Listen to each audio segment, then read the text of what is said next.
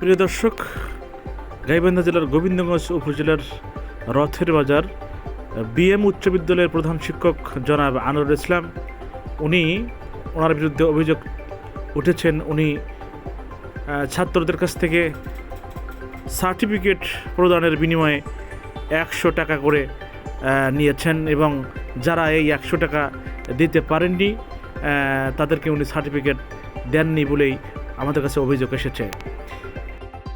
এর অভিযোগ এরকম আছে যে বিএম উচ্চ বিদ্যালয়ের লেখাপড়ার মান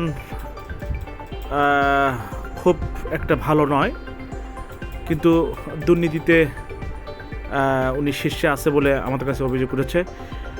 আমরা এই টাকা নিয়ে কাকে দেওয়া হয় এবং কার উদ্দেশ্যে টাকা নেওয়া হচ্ছে এবং কার পারমিশনে এই টাকা নেওয়া হচ্ছে, আমরা এ ব্যাপারে তার সঙ্গে কথা বলতে চাইলে বারবার ফোন দেওয়ার পরে উনি ফোন রিসিভ করেননি।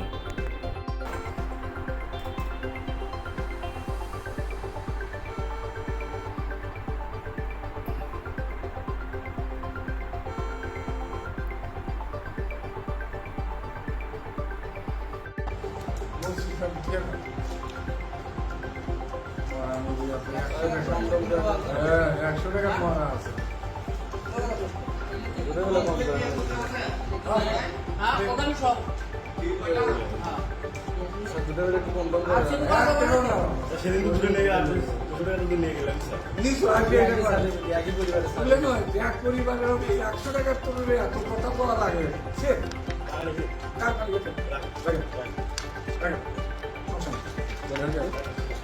থেকে নিয়ে হলো